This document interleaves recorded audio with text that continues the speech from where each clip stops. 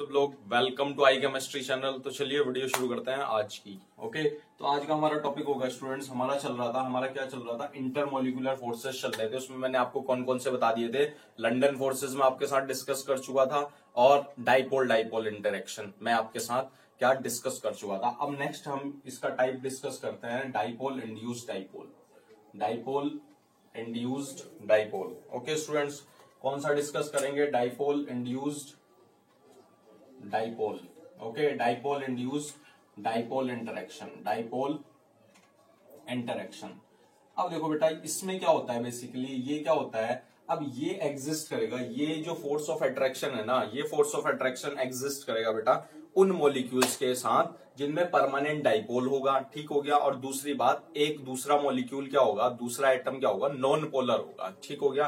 तो क्या होगा बेसिकली, क्या होगा, जिसके अंदर परमानेंट डाइपोल होगा ना, तो उसमें तो परमानेंट डाइपोल होगा। अब वो उसकी विसिनिटी में आकर ना, वो जो नॉन पोलर हमारा एटम होगा, तो वो उसकी विसिनिटी में आकर तो जो परमानेंट डाइपोल मोमेंट की वजह से उसको इंड्यूस्ड कर देगा। ठीक हो गया। और उससे क्या होगा बेटा, उसमें इंड्यूस्ड डाइपोल मोमेंट क्रिएट हो जाएगा। ठीक हो गया। इंड्यूस्ड डाइपोल मोमेंट क्रिएट होने से तो उसमें क्या होगी, पोलराइजेबिलिटी होने के कारण। ठीक हो गया। फिर कौन से फोर्स ऑफ अट्रैक्शन हो जाएगा, उसमें एक फोर्स ऑफ अट्रैक्शन जनरेट होगा जिसको क्या कहेंगे बेटा, डाइपोल इंड्यूस्ड डाइपोल मोमेंट। ठीक है, dipole induced interaction, dipole induced dipole interaction. ठीक हो गया। इतनी बात क्लियर है। इसका मतलब परमानेंट डाइपोल मोमेंट ना, यानी एक मॉलिक्यूल वो था बेटा जिसमें परमानेंट डाइपोल था। ठीक हो गया। उसकी वजह से उसने दूसरे मॉलिक्यूल को, दूसरे एटम को इंड्यूस्ड कर दिया और उससे क्या हो गया बेटा, इंड्यूस्ड डाइपोल मोमेंट क्रिएट हो गया। अब अगर मैं बात करता हूं इंटरेक्शन एनर्जी की बेटा, इसमें इंटरेक्शन एनर्जी क्या होती है, इसमें इंटरेक्शन एनर्जी भी जो हमारा लंदन फोर्सेस ऑफ अट्रैक्शन थी ना, इनवर्सली प्रोपोर्शनल होगी कितने के, 1/r⁴ के। आर क्या होता है बेटा, वो इंटरेक्टिंग डिस्टेंस जो कि इन दो मॉलिक्यूल्स के बीच में होती है। ठीक हो गया। अब देखो, इसको एग्जांपल से समझो, इसको एक फिगर से समझो बेटा। देखो, मान लो ये हमारे पास कोई मॉलिक्यूल है। ठीक है, ये ए है और ये बी है। ठीक हो गया। इसमें परमानेंट डाइपोल मोमेंट है। ठीक है बेटा। ओके, तो ये इसकी डायरेक्शन कहां से कहां तक है, यहां से यहां तक है जी। ठीक हो गया। इसका मतलब डेल्टा नेगेटिव पॉजिटिव ये है और डेल्टा नेगेटिव ये है। ओके स्टूडेंट्स, अभी देखो क्या है बेटा, यहां पर का सी मॉलिक्यूल है, यहां पर अभी कुछ नहीं हुआ। अब क्या हुआ, अब जैसे इसमें डाइपोल मोमेंट क्रिएट हुआ ना, तो इसकी वजह से इसमें इंड्यूस डाइपोल मोमेंट क्रिएट हो गया। मतलब इसका जो इलेक्ट्रॉनिकली डिस्ट्रीब्यूशन जो चार्ज था ना, उसको क्या कर दिया, डिस्टॉर्ट कर दिया। ठीक हो गया, due to its permanent dipole moment ने। तो क्या हुआ, तो कुछ कंडीशन बेटा इस टाइप से हो गई। किस टाइप से हो गई, ए और बी। ठीक हो गया। यहां से इंटरेक्शन यहां पे आया। ओके जी, ये क्या था, डेल्टा नेगेटिव और ये क्या था, डेल्टा पॉजिटिव। ठीक हो गया। इससे इसके कारण यहां से डेल्टा ये डाइपोल मोमेंट क्रिएट हुआ, इंड्यूस डाइपोल मोमेंट जनरेट हुआ बेटा। ओके, यहां पर क्या हो गया, डेल्टा पॉजिटिव और डेल्टा नेगेटिव। ठीक हो गया। तो ये क्या है बेटा, ये है permanent dipole moment. Permanent dipole moment है इसमें, क्या है बेटा, इसमें permanent dipole moment, dipole moment सही है, परमानेंट डाइपोल मोमेंट है इसमें। Okay, of A B molecule. ठीक है, permanent dipole moment of A B molecule. और इसमें क्या है बेटा, इसमें सी एटम में क्या है, इंड्यूस्ड डाइपोल मोमेंट क्रिएट हो गया, इंड्यूस्ड डाइपोल मोमेंट क्रिएट हो गया। सही है, इंड्यूस्ड डाइपोल मोमेंट क्रिएट हो गया। ठीक हो गया बेटा। फिगर किसका है बेटा, ये फिगर है हमारा किसका बेटा, डाइपोल इंड्यूस्ड डाइपोल इंटरेक्शन का, डाइपोल इंड्यूस्ड डाइपोल इंटरेक्शन का। सही है, बात समझ में आई बेटा, डाइपोल इंड्यूस्ड डाइपोल इंटरेक्शन का। तो बेटा ये हमारे क्या हो गए बेटा, इंटरेक्शन। तो ये हमारे सारे के सारे फोर्स ऑफ अट्रैक्शन मैंने आपके साथ डिस्कस किए। इंटरमोलिकुलर फोर्सेस ऑफ अट्रैक्शन में वॉन डर वाल्स के टाइप्स मैंने आपके साथ डिस्कस कर लिए। पहला लंदन था, दूसरा आयन डाइपोल दूसरा था डाइपोल डाइपोल इंटरेक्शन, तीसरा क्या हो गया, डाइपोल इंड्यूस्ड डाइपोल इंटरेक्शन। ठीक हो गया। अब देखो बेटा, एक स्पेशल केस आता है जिसको कि हाइड्रोजन बॉन्डिंग कहते हैं, special case of ion dipole ion interaction का स्पेशल केस होता है। स्पेशल केस होता है किसका बेटा, आयन आयन डाइपोल का जिसको क्या बोलते हैं बेटा, हाइड्रोजन बॉन्डिंग बोला जाता है। ठीक हो गया। डिटेल में मैं आपको नहीं बताऊंगा क्योंकि इससे पिछले वाली यूनिट में मैंने आपको डिटेल में बताया हाइड्रोजन बॉन्डिंग क्या होती है। फिलहाल आप ये समझो बेटा, जो हाइड्रोजन बॉन्डिंग होती है ना, वो क्या होती है, एक लिमिटेड होती है किसके साथ, FON, यानी फ्लोरीन और ऑक्सीजन और नाइट्रोजन जब हाइड्रोजन के साथ जुड़ते हैं यानी FH बॉन्ड बनता है, OH बॉन्ड बनता है। ठीक हो गया, समझ रहे हो बात। FH बॉन्ड, OH बॉन्ड और NH बॉन्ड जब बनता है तो तब जाके बेटा जो फिर ये दूसरे मॉलिक्यूल्स के साथ जो इंटरेक्शन करते हैं उसमें क्या होते हैं, हाइड्रोजन बॉन्डिंग क्रिएट हो जाती है। ठीक हो गया, जनरेट हो जाती है। बट देखो फिलहाल ये लिमिटेड है, बट कभी कभी क्लोरीन के साथ जब हाइड्रोजन जुड़ा रहता है तो वो भी क्या शो करता है बेटा, हाइड्रोजन बॉन्डिंग कुछ एक्सटेंट तक क्या शो करते हैं, हाइड्रोजन बॉन्डिंग शो करते हैं। ठीक हो गया, बात क्लियर है। अब देखो क्या होती है बेटा, जो हाइड्रोजन बॉन्डिंग होती है ना, वो इसके कंपैरिजन में जितने भी हमारे वॉन्डर वॉल फोर्सेस हमने पढ़े, इसके कंपैरिजन में बहुत स्ट्रॉन्गर होती है। ठीक हो गया, ओके बेटा। देखो हाइड्रोजन बॉन्डिंग को रिप्रेजेंट कैसे करते हैं ये आपको पता ही है, फिर भी एक बार देख लीजिए। ठीक हो गया, 3 डॉट से रिप्रेजेंट करते हैं। ओके, तो क्या होता है, F और H में किसकी इलेक्ट्रोनेगेटिविटी, इसकी ज्यादा है। ठीक हो गया, तो यहाँ पर नेगेटिव, यहाँ पर पॉजिटिव, यहाँ पर नेगेटिव और हमारा यहाँ पर डेल्टा पॉजिटिव आ जाता है। ठीक हो गया, ये क्या है, हाइड्रोजन बॉन्डिंग। फिर मैंने आपको बताया था बेटा, हाइड्रोजन बॉन्डिंग 2 टाइप से फर्दर सब डिवाइड होते हैं। क्या होता है, इंट्रामोलिकुलर हाइड्रोजन बॉन्डिंग जो विद इन दी मॉलिक्यूल होती है। फिर उसके बाद क्या था, इंटरमोलिकुलर हाइड्रोजन बॉन्डिंग जो 2 मॉलिक्यूल्स के बीच में होती है, यानी FH और FH के बीच में जो इंटरेक्शन होगा, तो F और H और F के बीच में जो इंटरेक्शन होगा that is called hydrogen bonding, और इसको क्या बोलेंगे, इंटरमोलिकुलर हाइड्रोजन बॉन्डिंग। ठीक हो गया। अब देखो बेटा, बात करते हैं, अब हम बढ़ते हैं आगे। ये तो हमारी जनरल डिस्कशन हमने करे। अब देखो मैटर की आपको सभी को पता है 3 स्टेट्स में एग्जिस्ट करता है, सॉलिड, लिक्विड, गैस। ठीक हो गया, सॉलिड और लिक्विड का बेटा हम स्टडी करेंगे क्लास 12th में। ठीक हो गया। फिलहाल यहाँ पर गैस के कुछ लॉज होते हैं वो हम पढ़ेंगे। ठीक हो गया, गैस के लॉ को समझने के लिए, मतलब गैसेस को समझने के लिए पहले उसको लॉ को समझना चाहिए। ठीक हो गया, कौन कौन से लॉ होते हैं। उससे पहले मैं आपको प्रॉपर्टीज बता देना चाहता हूँ गैसेस की क्या प्रॉपर्टी होती है बेटा। कुछ फॉलोइंग गजब की प्रॉपर्टी शो करते हैं गैस। तो गैस क्या होती है बेटा, हाईली कंप्रेसिबल होती है, मतलब बहुत जल्दी कंप्रेस हो जाती है। कंप्रेस होके क्या बनाएंगे भाई, कम कंप्रेस करूंगा तो लिक्विड बनाएंगे, ज्यादा कंप्रेस कर दूंगा तो सॉलिड बन जाएगा। समझ रहे हो, जो पार्टिकल्स दूर दूर हैं गैसेस के। और दूसरी प्रॉपर्टी की अगर मैं बात करता हूं बेटा, डेंसिटी बहुत कम होती है क्योंकि वॉल्यूम ज्यादा होगा। ये तो जानते हो, D = M/V। ठीक हो गया भाई, डेंसिटी, वॉल्यूम बढ़ेगा तो डेंसिटी कम होगी। ठीक हो गया, तो क्या हो गया बेटा, हाईली कंप्रेसिबल होती है, डेंसिटी बहुत कम होती है, और जो गैस की पार्टिकल्स है ना वो चारों तरफ से सेम फोर्स एक्सर्ट करते हैं। क्या करते हैं, सेम फोर्स एक्सर्ट करते हैं। ठीक हो गया। तो अब बात करते हैं गैसेस के कुछ लॉज हैं, वो हमें 1 by 1 पढ़ने हैं। तो आज पढ़ेंगे बेटा हम बॉयल्स लॉ या प्रेशर वॉल्यूम रिलेशनशिप। ठीक है, तो इसको रब करते हैं बेटा, समझ में आ रही है बात। ओके जी, तो देखो इसको रब किया जाएगा और फिर मैं आपको बताऊंगा कौन सा बेटा, प्रेशर वॉल्यूम या बॉयल्स लॉ। बॉयल्स लॉ, ठीक है बेटा, बॉयल्स लॉ, इसको क्या बोलते हैं, प्रेशर वॉल्यूम रिलेशनशिप भी बोला जाता है। क्या बोला जाता है, प्रेशर वॉल्यूम रिलेशनशिप। सही है, बात क्लियर है बेटा। ओके जी। अब देखो क्या होता है, देखो रॉबर्ट बॉयल ने क्या, वो एक फाइनल कंक्लूजन पे ये निकला, उसने ये एज्यूम करा कि बेटा एक एट कांस्टेंट टेम्परेचर पर, ठीक है, एक कांस्टेंट टेम्परेचर पर जो भी बेटा एक फिक्स्ड अमाउंट ऑफ गैस का जो प्रेशर है ना, the pressure of a fixed amount of gas is inversely relation to its volume. Okay बेटा, तो क्या कहा बेटा, इसने कहा इट स्टेट्स दैट क्या कहा बेटा इसने, एट कांस्टेंट टेम्परेचर, ठीक हो गया, टेम्परेचर कांस्टेंट रखा इसने, the fixed amount of A gas, the fixed amount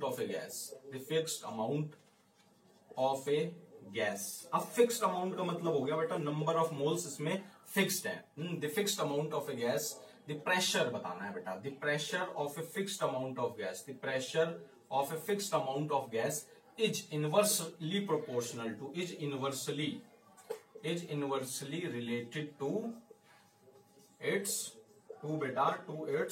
volume. Okay, ये बात कही हमारे रॉबर्ट बॉयल्स ने। ठीक हो गया, इसका मतलब क्या हो गया बेटा, जो प्रेशर है ना वो इनवर्सली प्रोपोर्शनल है 1/v के। ठीक हो गया। यहाँ पर टेम्परेचर और नंबर ऑफ मोल्स क्या है, कांस्टेंट है। इज इट क्लियर और नॉट? इतनी बात क्लियर है? तो उसने बताया बेटा एट कांस्टेंट टेम्परेचर पर जो प्रेशर है ना किसी भी गैस का at a fixed amount is inversely proportional to its volume. Okay, तो देखो क्या रिलेशनशिप हो गया बेटा, P इनवर्सली प्रोपोर्शनल टू क्या हो गया, वॉल्यूम के, या P directly proportional to 1/V। यहाँ पर टेम्परेचर और N क्या हो गया, नंबर ऑफ मोल्स कांस्टेंट है। तो अब देखो प्रोपोर्शनैलिटी का कांस्टेंट हटाऊंगा तो क्या लगाऊंगा बेटा, प्रोपोर्शनैलिटी का चिन्ह हटाऊंगा तो क्या लगाऊंगा, K1/V। सही है, फर्स्ट इक्वेशन होगी। इज इट क्लियर और नॉट? इतनी बात क्लियर है बेटा। अब इसको ऑन रीअरेंज अगर मैं करता हूं, ठीक है, ऑन रीअरेंज अगर मैं करता हूं तो देखो क्या हो जाएगा बेटा, हमारा क्या हो जाएगा जी, बोलो जी। तो क्या हो जाएगा, P इंटू वी, क्या हो जाएगा बेटा, P into V equals to क्या हो जाएगा जी, K1 हो जाएगा। ठीक हो गया, ये हमारी सेकंड इक्वेशन होगी। इसका मतलब क्या हुआ बेटा, इसका मतलब ये हुआ कि प्रेशर और वॉल्यूम का जो प्रोडक्ट होगा ना वो एक कांस्टेंट क्वांटिटी देगा। क्या देगा बेटा, प्रेशर और वॉल्यूम का जो प्रोडक्ट होगा ना वो एक कांस्टेंट क्वांटिटी देगा at constant temperature and constant number of moles per. ठीक है, इतनी बात क्लियर है। अब देखो, अब मैं ये कह रहा हूं भाई हमारा प्रेशर P1 पर, उसका वॉल्यूम क्या था बेटा, V1 था। अब मैंने ऑन एक्सपेंडिंग दी वॉल्यूम, अब मैंने P2 प्रेशर पर उसका वॉल्यूम एक्सपेंड करना चाहा तो क्या हो गया बेटा, तो क्या होगा, P1 V1 था, ठीक हो गया। अब मैंने P2 प्रेशर पर उसका वॉल्यूम एक्सपेंड करना चाहा तो उसका वॉल्यूम क्या हो गया, V2 हो गया जी। बोलो जी, इतनी बात क्लियर है? तो अब देखो बेटा, इससे हमें क्या पता लगा भाई, ये कांस्टेंट क्वांटिटी है, इसका मतलब P1 V1 इक्वल्स टू क्या हो जाएगा, P2 V2। समझ में आ रही है नहीं आ रही है बेटा बात? तो ये तो कांस्टेंट है ना। तो देखो मैंने ये कहा P1 और V1, भाई इनिशियल प्रेशर P1 था, इनिशियल वॉल्यूम V1 था। अब मैंने क्या करा, P2 प्रेशर पर उसका वॉल्यूम क्या करा, एक्सपेंड करना स्टार्ट किया, उस गैस को एक्सपेंड करा दिया। तो क्या हो गया, प्रेशर P2 हो गया, वॉल्यूम V2 हो गया। इसका मतलब ये कांस्टेंट क्वांटिटी है, इसका मतलब P1 V1 का प्रोडक्ट का ratio equals to P2 V2 के प्रोडक्ट के रेशियो के बराबर होगा। या हम ऐसे लिख सकते हैं, और equals to P1 upon V2 equals to क्या हो जाएगा, P2 अपॉन V1। समझ में आ रही है बेटा? बहुत इंपॉर्टेंट रिलेशनशिप है बॉयल्स लॉ के। ठीक हो गया। अब देखो बेटा, अब मैं दो ग्राफ आपके साथ डिस्कस करूंगा।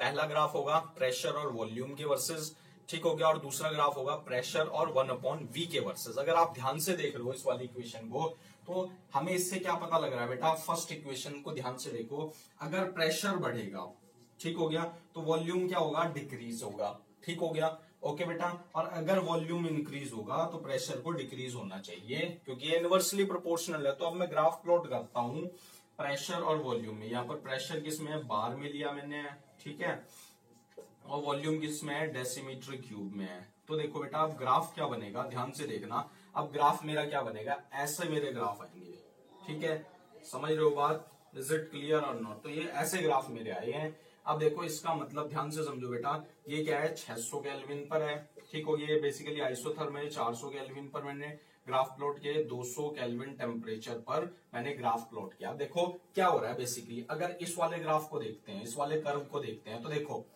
वॉल्यूम क्या है, यहाँ पर क्या हो रहा है, घट रहा है। ये देखो यहाँ पर घट रहा है वॉल्यूम। तो देखो जैसे जैसे वॉल्यूम घटेगा तो प्रेशर बढ़ रहा है, यानी इस वाली रिलेशनशिप को फॉलो कर रहा है। सही है, बात क्लियर? आप देखो उल्टा देखो, ध्यान से देखो बेटा, ये प्रेशर क्या हो रहा है, ये प्रेशर क्या हो रहा है, डिक्रीज हो रहा है। प्रेशर डिक्रीज होने से क्या होगा, ये वॉल्यूम क्या हो गया, इंक्रीज हो गया। तो इस वाले रिलेशनशिप को फॉलो कर रहा है, नहीं कर रहा है? इज इट क्लियर और नॉट? ये बात क्लियर है बेटा? ठीक हो गया। इसका मतलब प्रेशर बढ़ेगा तो वॉल्यूम घटेगा, और वॉल्यूम बढ़ेगा तो प्रेशर घटेगा एट कांस्टेंट टेम्परेचर। पहला टेम्परेचर 600 केल्विन पर, थोड़ा ज्यादा प्रेशर होगा, ठीक हो गया। और फिर दूसरा मैंने 400 केल्विन टेम्परेचर पर लिया है, और तीसरा 200 केल्विन टेम्परेचर पर लिया है। इतनी बात क्लियर बेटा? ग्राफ क्लियर हुआ। अब नेक्स्ट ग्राफ प्लॉट करते हैं प्रेशर वर्सेस 1/V में, तब देखते हैं क्या हमारा कॉन्सिक्वेंस आता है। ठीक है, तो देखो बेटा ध्यान से देखो, एक बार देख लेता हूं मैं कि फिल्मिंग हो रही है या नहीं, वेदर इट्स फिल्मिंग और नॉट। ओके,